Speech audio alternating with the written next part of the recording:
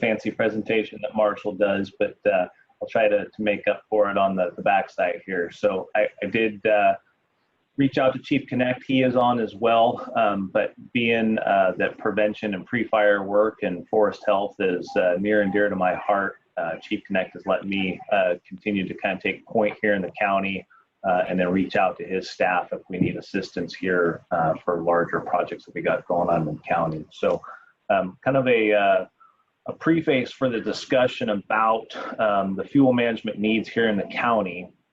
As Kara Leone and I have talked about ad nauseum, and Jason as well, in that the landscape here in Sonoma County is way behind the power curve on the fire return rate that we need it to be, right? So we've got to figure out how to get ourselves back there to where we need to be. The area that we're talking about, you can't do overnight, you can't even do in the next 10 years. So as we change gears and transition into a more fire receptive environment, fire agencies, especially CAL FIRE, just like any wildland fire or any structure fire, any normal fire that we fight, our three priorities as we go into that event is life, property, and the final being the environment. So it's one of those things where landscape level burns are something that have to happen, and we're going to get there. But in the meantime, as we start to eat this elephant one bite at a time, we have to ease into that process and make sure that we're providing for that life safety component and ultimately the real world financial impact of the property component prior to us getting into purely a fire resistive not resistive, but adaptive landscape that we're trying to get back to. So that being said, we've had some small burns throughout the county this last winter. Nothing super amazing, but the good news is that we finally got the contract with Sonoma RCD to assist us with some of the CEQA requirements for some of our work here in the county. And Chief Connect's shop is hopefully going to be at full staffing here by the couple weeks out from now. So he should have a forester back on his staff, and we should be looking really good. So some of the roadblocks in the past for us trying to get our work done has been, addressing the mandates from CEQA that we have to address prior to us putting boots on the ground. So we're moving forward with that.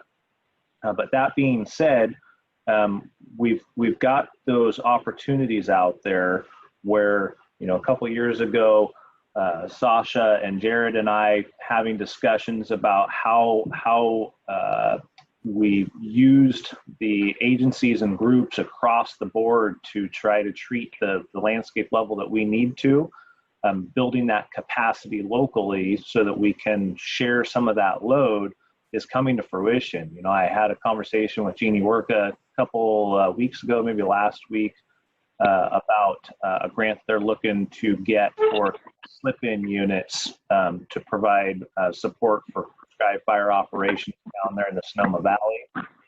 Super awesome. Some of the resources that Jason Mills was able to bring to bear for the Van Hoosier burn was awesome. So we're leaning into working with the groups out there, the land management folks and the communities as a whole, to figure out where we can maximize non-traditional resources, or at least non-traditional for us, to help us treat that landscape that so desperately needs that fire on the ground. So Van Hoosier looked like it went off without a hiccup. Sorry I didn't make it down there, Jason, but that was awesome to see that work. There was another burn that was done out on Sweetwater Springs Road, and obviously Sasha's burn last year over at Bouverie. So what we're trying to do as we get into these heavier projects is trying to share that load, and we're looking for partners to try to make us more successful in what we're doing. Luckily, one of our big projects in the last 5 years or so was the Nocti interface project up around the base of Mount Nocti. There was 5 homeowners associations, residential neighborhoods at the toe of the slope. And we, as the Sonoma-Lake-Napa unit, dumped a lot of resources and personnel hours into trying to effect a fuel break around those communities. But with the fuel model, the brush up there, the brush is growing back faster than we could treat it. So they were successful in securing a grant to bring in outside contractors to continue that work, which now then frees up our CAL FIRE resources to pursue those other projects that are waiting for us throughout the county. And as I've spoken to you guys as a group about in the past, but I'll reiterate it again, that ultimately the vision that I have for the CAL FIRE resources is that we reset the clock. We get that landscape back to where it was prior to the interruption in that fire return rate to that area. And once we've done that, then hopefully working with the Good Fire Alliance and some of the other folks out there, we can turn that back to the landowner, we can turn that back to the community and allow them to maintain that landscape that is where it's supposed to be.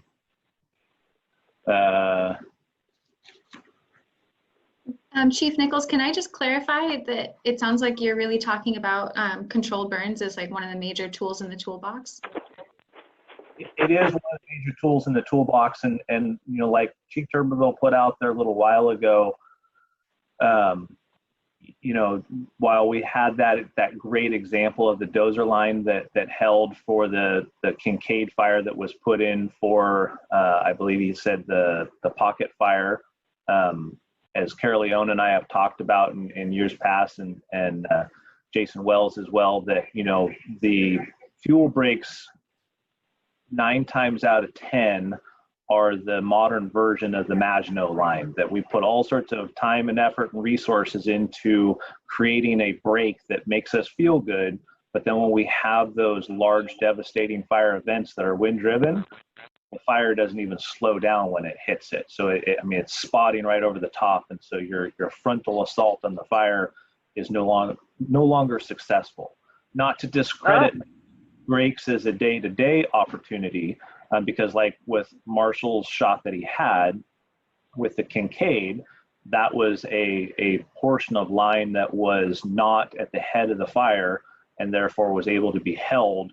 So there are opportunities for those traditional fuel breaks to come into significance during these large fire events. But to me, we need to support those fire breaks with a modification on the landscape level so that fire doesn't have the intensity and doesn't have the energy that it would have today without any modification to that landscape. So one of the projects that I'm really hoping that we can bring to fruition here in the coming years is out on Saddle Mountain in the Sonoma Ag and Open Space land up above Rincon Valley, that we get a fuel break on the top of the ridge, but then we also put fire on the ground in the valley to the east of and further out towards the county line, so that we take away the energy of that future fire event before it impacts the line on top of the ridge. Because if you look at the county map,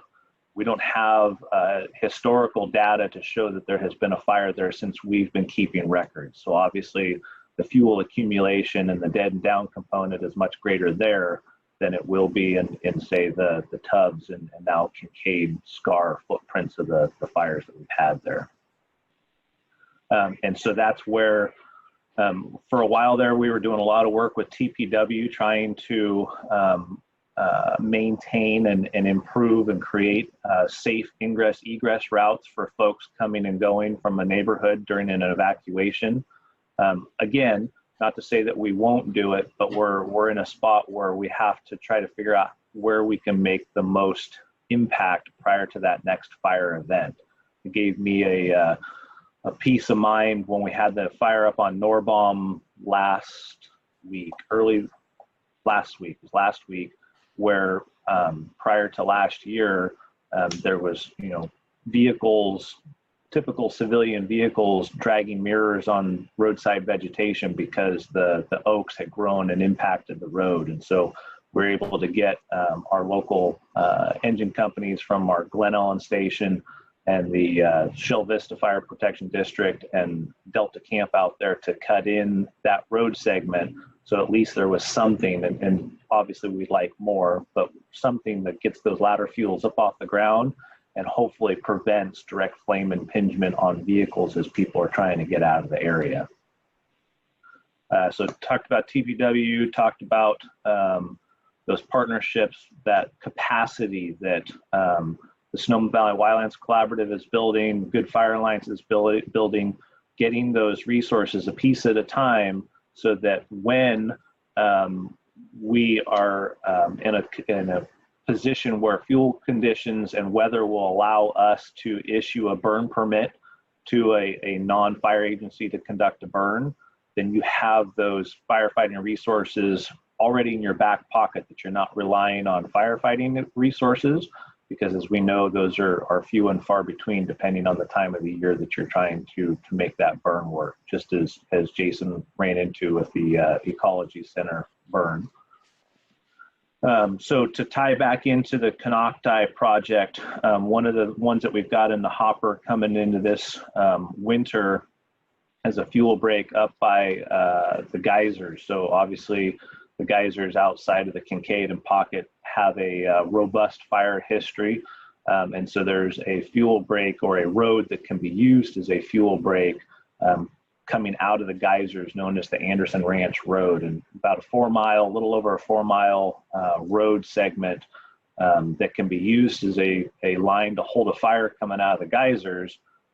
4 miles with my one 3-person engine company during the winter time is a tall order, but this one has a unique opportunity because there's a landowner on the west end of it that has the capacity to treat that landscape. And so basically it's a 50-50 where we'll treat 2 miles and the landowner will treat the other end and tie those two together. And now we have something that benefits the greater Geyserville, Healdsburg, Windsor area for those future fire events coming out of the geysers. One of the other things that Carol Leone had talked about was the CWPP and the interest from the communities on what they can do. Again, trying to maximize the resources and capacities that we have. There was a fire up in Camp Meeker a couple weeks ago, maybe a month ago now at this point. Didn't do much, but the engine company that responded in from our Occidental station couldn't get there because of vehicles parked on one side of the road and redwood trees growing into the roadbed on the uphill side of the road. So one of the things that I put to Chief Lazarich and his group was to work with the Camp Meeker residents to do something similar to what Carol Leone has going with the Northwest Road grant, and marking those trees, getting the latitude, longitude of those trees, so that future grant opportunities, as Carol Leone mentioned about Jason's thought about folks getting help treating low-income yards. One of the things that we've struggled with in the past is articulating the need to the grant committees when folks are looking for support. And so by being able to capture the latitude, longitude of those trees, a map can be generated during the grant process to clearly show what the need is and what actually needs to be treated. So there's a real world dollars amount and an articulable outcome prior to those dollars being awarded. And then another neat project that we currently are attached to as a department was the process that the Northern Sonoma County Air Pollution Control District started with the process to incentivize forest products entrepreneurs to use fuels from the forest to make a financial benefit to themselves, but at the same time being able to treat the buildup of material here across the county. So that one's still developing, but a super exciting one there in a non-traditional approach to how we can treat the landscape. So with that, I think that's what I had for you, unless there's any other questions from me. Thank you so much, Chief Nicholls. I know that we also had another item on our agenda for today, which was a presentation from Fred Ufrat. And Fred, I think if it's okay with you, we will delay a little bit on that to give us some time for Q&A. I think that's good. Okay. Right. So yeah, I'd like to open it up for Q&A and general discussion. I'm sure folks have questions and things they're interested to volley over to our fire reps. While we let folks think about their questions, one of the other things I forgot to mention was I hit the 3 priorities for us, but as we go into the future projects here, you were asking what the vegetation management needs were throughout the county. And so the direction that I've given my battalion chiefs and their staff is to work with those 3 priorities as we identify those projects. So basically, community projects are where we're starting and then going out from there. So Chief Fleckenstein up in Healdsburg is working on a Healdsburg fuel break, basically from 128 out around Fitch Mountain and back into the south end of Healdsburg off of Balash. Chief Lazarich is working with regional parks and folks in the Mark West watershed to basically start at the Shiloh Regional Park, working out into the watershed, out to St. Helena Calistoga Road, and then back in, hopefully at the end, to the top end of Los Alamos and bringing it back into Los Alamos. So no one project, but basically a lot of smaller projects daisy chained together to ultimately achieve what we're looking to do.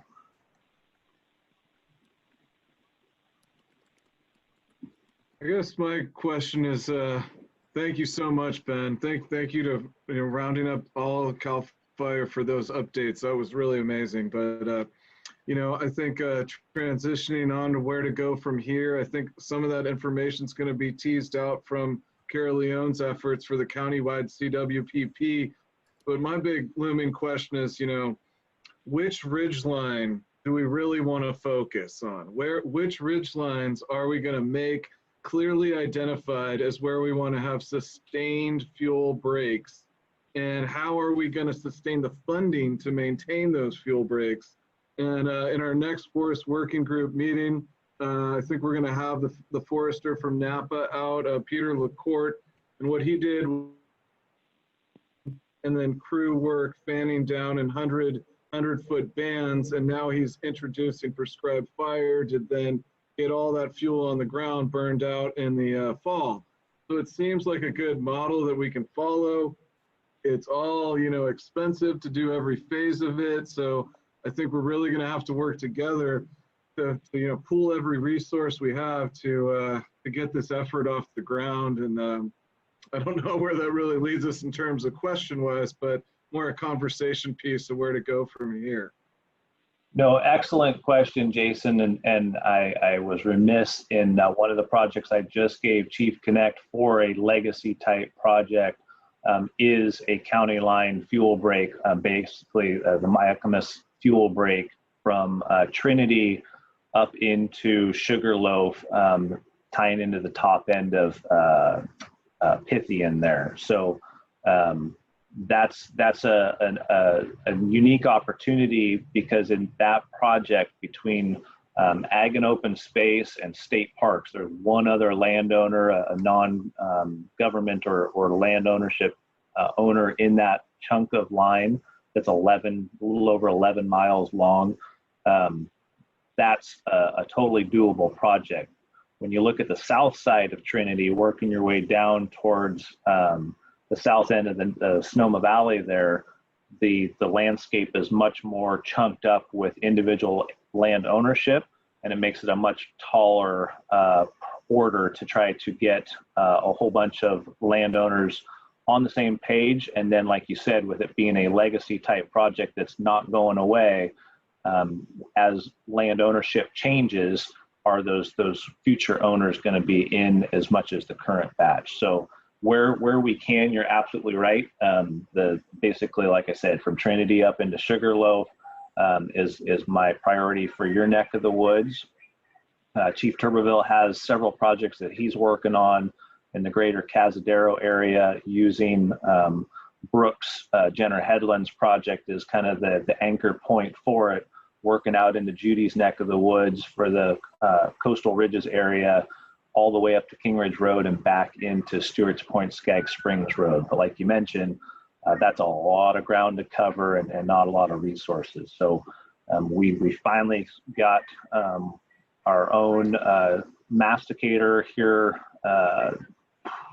earlier this year with our fuels crew here in the Sonoma-Lake-Napa unit, but it's one masticator and it's a skid steer. It's not even a major machine. But basically, yeah, like you said, the historical dozer lines, like Marshall pointed out, the current vision is that obviously, depending on who you talk to, bulldozers on the landscape are not the favored treatment option. And so when that initial line gets punched in, then we get the crews in there behind that dozer to maintain it without having to push, D6s across the landscape on a regular basis. So details to follow on that, but basically my year-round funded engine here in the county hopefully continues those projects. But again, like I said, that's a 3 to 4 person engine company, so it's a tall order. But like you said, trying to figure out a local capacity, be it the county of Sonoma, like Carol Leone was talking about, with fuels crews or something along those lines, that we think outside the box. And I've put out there to TPW over the years that I would be their biggest proponent if they wanted to go to the supervisors to try to get a dedicated roadside vegetation crew and be able to articulate that one all day, every day, as to why we should be funding that and doing that. Yeah, I think, this is a great conversation for the Forest Working Group, and it's kind of a shame we're running out of time here, but maybe we can pick it up at another point down the road. But I think what's so interesting about it to me is, if you do pursue these funds, they're restricted whether you're on public or private lands, right? And you get these big mega grants coming in, and now they're requiring CEQA, just like Carol Leone was mentioning. It becomes unrealistic to do that for tons of little private parcels. So we really need to kind of put the right funding to the right cause. And I think that's only going to work if we all work together and continue these sort of conversations. And if I can just add a quick thought to, yes, we have to maintain those fuel breaks, but I think that we also really need to figure out how do we maintain the pressure that will keep the homeowners that benefit from those fuel breaks to maintain their defensible space and their structure hardening. I think all of those things have to go together, because the fuel breaks alone aren't going to save homes. What saves homes is that 100 feet. And so I think that also has to be part of the equation, is how do we keep the value of those into the future.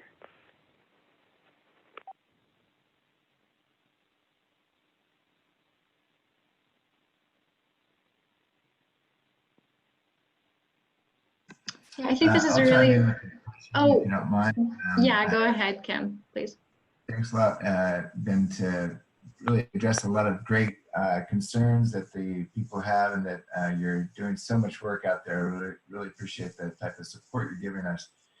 One of the things that we've been noticing since the Tubbs fire is that you have a fuel break the width of the 101 that didn't quite sort of that cause. And you mentioned that sometimes a fire or a wind-aided fire is going to dump any fire line. So I really like the idea that you are not necessarily pulling back from D6s all over the landscape, but looking at more other fire breaks that can serve, or things that act as fire breaks. One of the things that we've noticed is that, for instance, vineyards were able to slow the fire down in certain areas.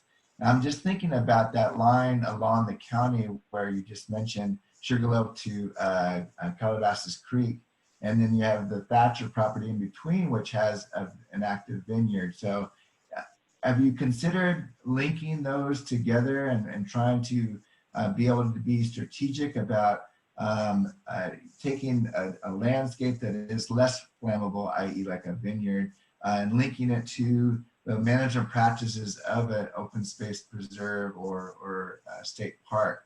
Is that kind of the idea that you're trying to work with?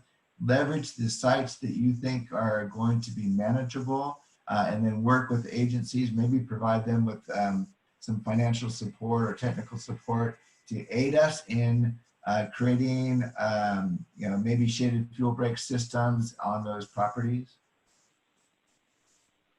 So as I mentioned earlier, that it's not a draw the line from point A to point B that we're going to accomplish in the next 10 years. And so it's that daisy chaining. It's the little project by itself linking into the next project as you go down the line. And so like you mentioned with that vineyard as the example, that allows us to not have to put the effort and resources into that chunk of the overall line that we will in those other spots.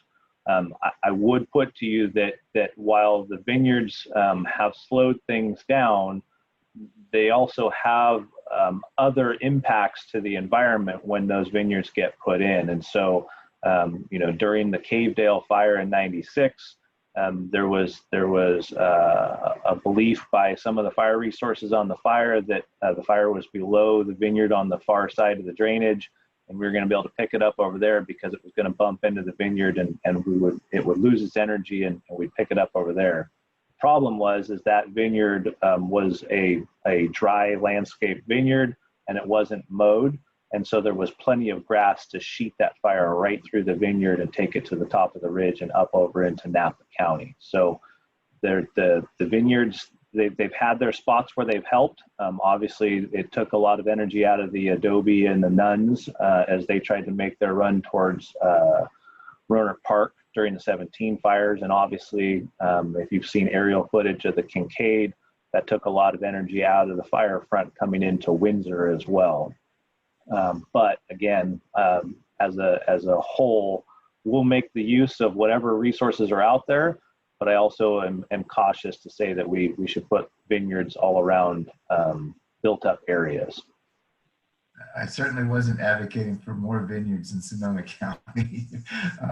I appreciate that comment. That's really good to recognize that the land practices of a particular land area are going to be instrumental in how you address those fires. I think the data that we're trying to read is like looking at those fuel loads and trying to prioritize, and how everything from LiDAR to boots on the ground to be able to evaluate that mix. I think to be able to provide you guys with the science or support you in your efforts. That's I think where the Forest Working Group really could be a really important partner for you. Well, and I think you bring up an excellent point in that, like you mentioned with the D6s on the landscape, Pepperwood has been very, very tolerant of us during the last several fire events.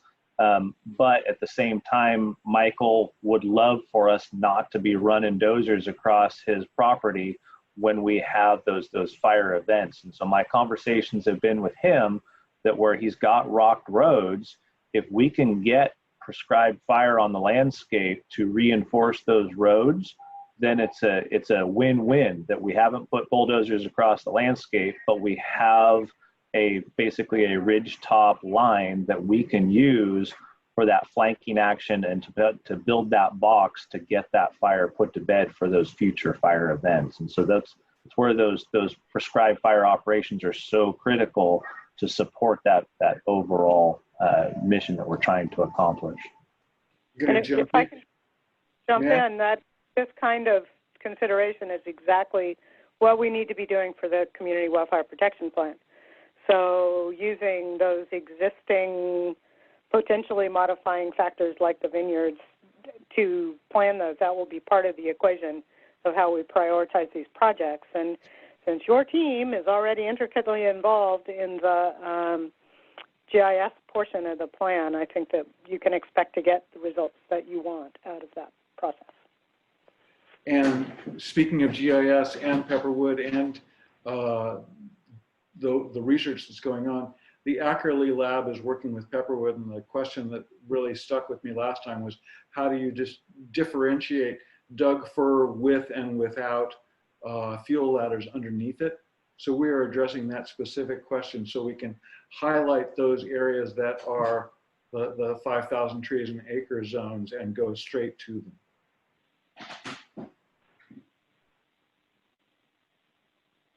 Hi all, I'm going to do a time check for us and say it is just after noon. I unfortunately have to run, so I'm going to stop recording this meeting now, and I will leave, but I'm going to leave the room open for you guys to continue to talk.